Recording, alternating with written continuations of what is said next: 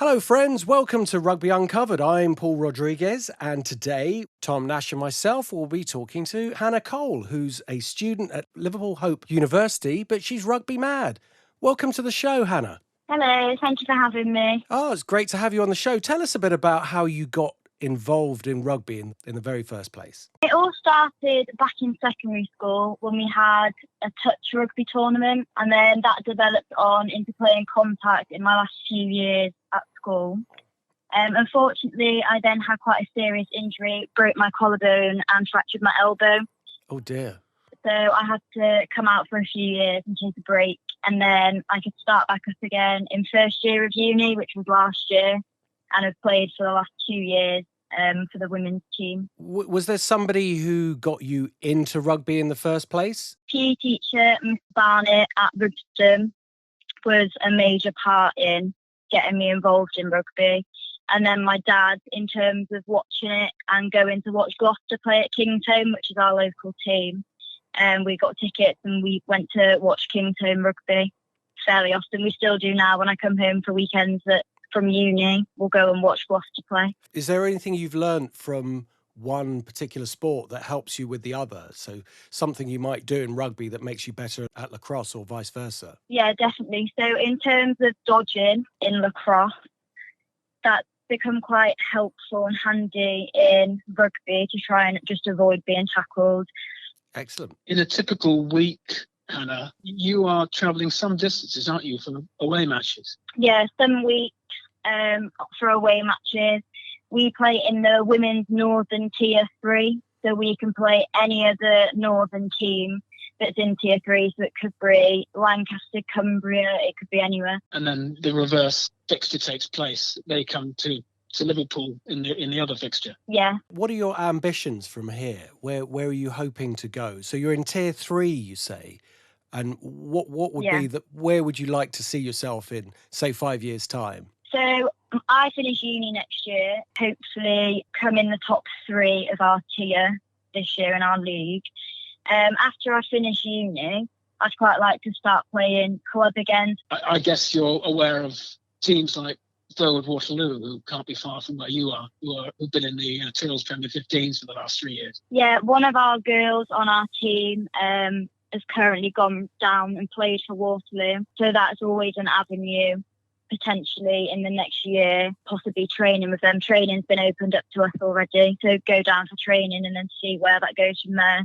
Sure, I was thinking post-university, though, they are a big avenue. They've been in the Premier 15s for 3 years, so that is a club that knows its way around. Paul and I have seen quite a lot of them over the last year. Yeah, they are a good team. I just wanted to ask about your resilience. At the top of the show, you said that you'd had this injury, which I think for many people might have put them off the sport, but you obviously love it because you've overcome that injury and come back. Is that a testament to how strong-willed you are, or is it just because you loved rugby so much, or perhaps a combination? Yeah, I do think it's a combination. I absolutely love the sport. Like, not playing is just not an option for me. So when I got told I had to take some time out, obviously that was devastating. I was a competitive swimmer at the time as well, so that messed with my opportunities and chances to progress higher and further in that. So it wasn't a good year overall for me. When I did break, it was 2015, and now I'm back to full fitness playing, and I can't wait for next season to try and play the best season I can. Is there anybody in your family, I think you said your dad took you to some of the games. Was he a key influence in supporting you in rugby? Was there anyone who particularly supported you? And was there anyone who was a bit pensive about you taking up rugby?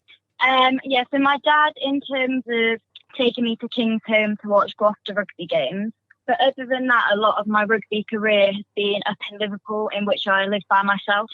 I have had support virtually by mum and dad over the phone, always wishing us good luck and asking about the games. But in terms of physical support, not so much, because I didn't live at home whilst I've been playing. Right. My mum was a bit apprehensive of me going back to join rugby last year after my injury, just because she was the one who mainly had to be my carer for those few months when I couldn't really move or do anything. So she was a bit apprehensive of me starting, but then once she saw how happy I was again, being able to go back and play. I think she just accepted it. And both my parents have been really supportive, and my brother have been really supportive of me playing. Always asking about it, always offering. Like, if when I come home I want to play club, like my parents will support me in doing that. In an ideal world, in the summer of 21, if somebody said you're going to be doing this for your living, playing rugby union, would that appeal to you? Yeah, it would, in terms of I'm extremely dedicated to the sport and the training, but also at the same time I've done my degree for 3 years, so I'd probably like to incorporate that a little bit, just so it doesn't seem like I've wasted all my academics. What degree are you doing? So I'm doing sports psychology, so my dream would be, after next year, is to do my psychological wellbeing practitioner training and then taking that into sport, so like into a sport like rugby, and working with close-knit with a team on all psychology techniques that we can use to increase their performance. So that would be my ideal job after this year. Most of the women we talk to in the Tyrrell's Premier 15s have got day jobs as well as playing rugby, what seems to be full-time anyway, so that sounds imminently possible. Yeah. Well, thank you so much for coming on the show, Hannah, and please do keep us posted about your career. We'd love to know how you get on, and hopefully we can talk to you again when things have changed with the lockdown. That's okay. Thanks, guys. Cheers, Hannah. Bye. See ya. Bye. Bye now, and thank you so much for listening, and we will catch you next time. Bye.